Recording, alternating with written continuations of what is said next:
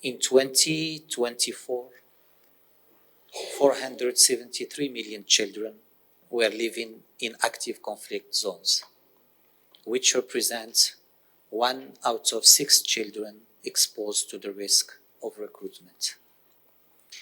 Each year, thousands of children, sometimes as young as 10, are forced to join armed groups across Africa.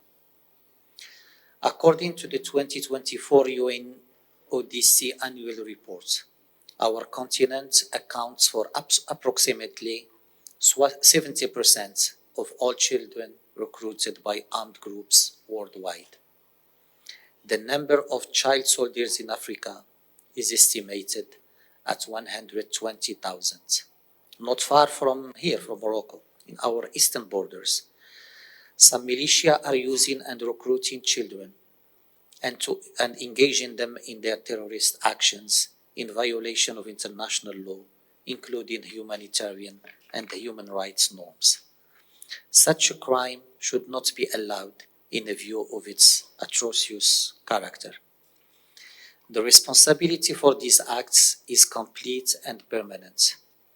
It falls not just on the individuals who commit them, but also on the leaders of the separatist and terrorist groups, and on the states that are supporting and hosting them. There is a gap between the spreading of the phenomena and the reaction in Africa.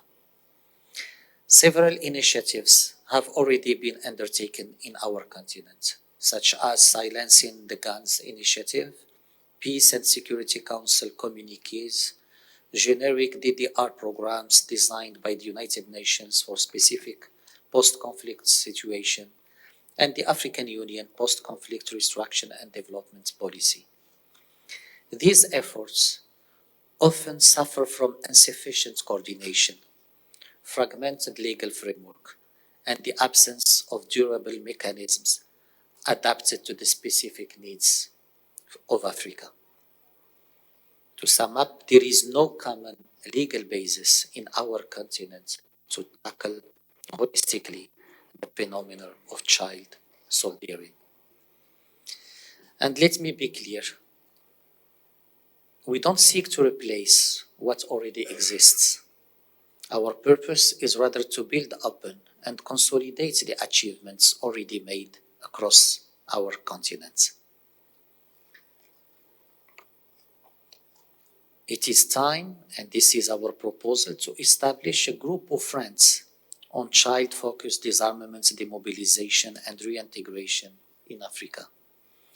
This group of friends could serve for leveraging political leadership and legal expertise, aiming at the development of an African convention on the prevention of child recruitment and reintegration of children associated with armed conflict.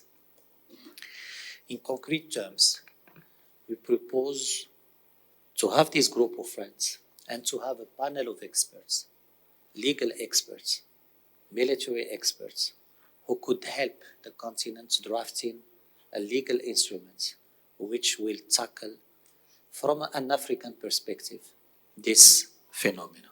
This conference, I'm pleased that His Majesty the King Mohammed VI, may God help him,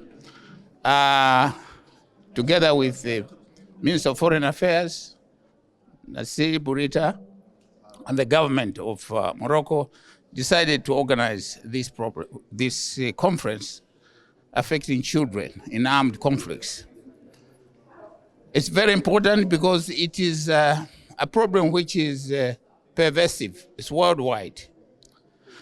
In Malawi, where my government, the government of Malawi, has not had a problem of child labor or child soldiers, but we have received refugees from other countries affected by conflict. And because of this, we have been involved in taking care of them, rehabilitating them, and so on.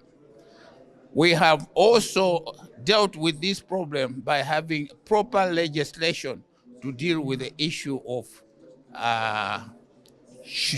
children affected by children affected by recruitment in the armed forces. I am glad that today we are meeting and that there is a Rabat declaration. We fully support this Rabat declaration because it means the international community will be focused in having ways and means of dealing with the issue of children who are engaged in a conflict situation.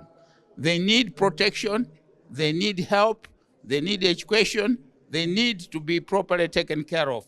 And the future of the children, and the future of the world depends on children.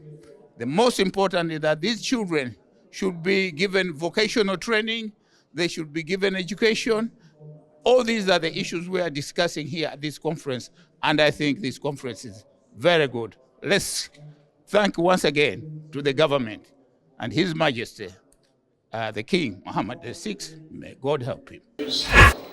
My personal support show that with compassion, opportunity, Excellencies, distinguished ladies and gentlemen, drawing from both my personal